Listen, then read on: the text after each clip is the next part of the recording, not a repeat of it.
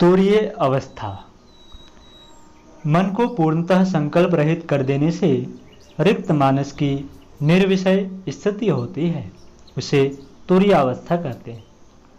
जब मन में किसी भी प्रकार का एक भी संकल्प न रहे, ध्यान, भाव, विचार, संकल्प, इच्छा व कामना की पूर्णतः बहिष्कार कर दिया जाए और भाव रहित होकर केवल आत्मा के एक केंद्र से अपने अंतःकरण को पूर्णतः समाविष्ट कर दिया जाए, तो साधक तुरीय अवस्था में पहुंच जाता है। इस स्थिति में इतना आनंद आता है कि उस आनंद के अतिरेक में अपनेपन की सारी सुध बुध छूट जाती है और पूर्ण मनोयोग से बिखरा हुआ आनंद एकीभूत होकर साधक को आनंद से परितृप्त कर देता है। इसी स्थिति को समाधि कहते हैं। समाधि काल में अपना संकल्प ही एक सजीव एवं अनंत शक्तिशाली देव बन जाता है और उसकी झांकी दृश्य जगत से भी अधिक स्पष्ट होती है।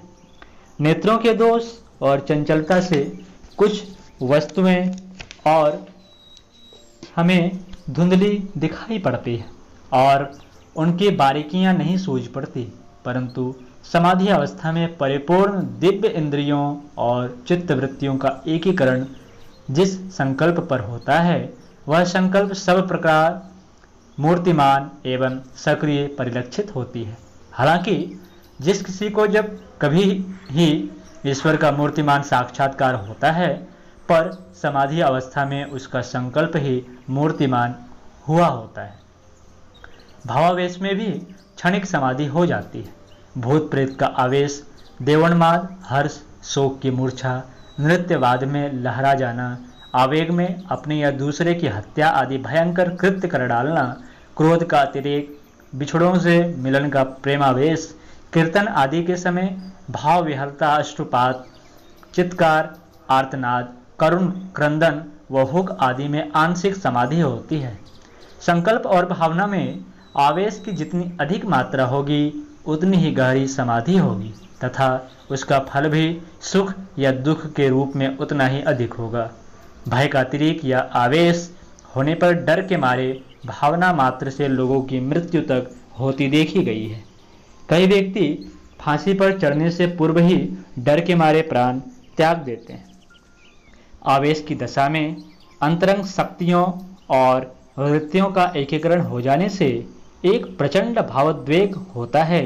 यह उद्वेग भिन्न भिन्न दशाओं में मूर्छा, उन्माद व आवेश आदि नामों से पुकारा जाता है, पर जब वह दिव्य भूमिका में आत्म तन्मयता के साथ होता है तो उसे समाधि कहते हैं।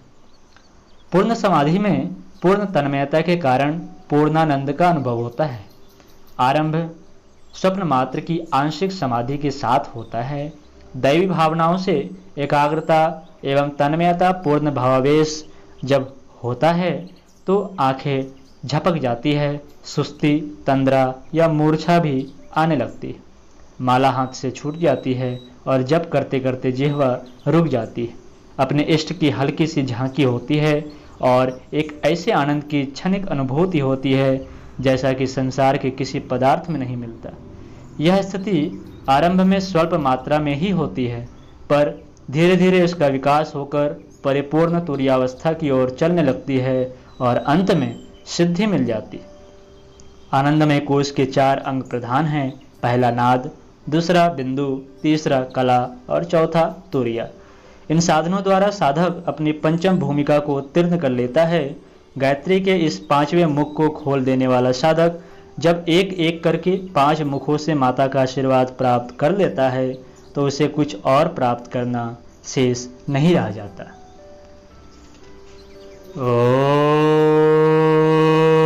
ओम शांति शांति शांति।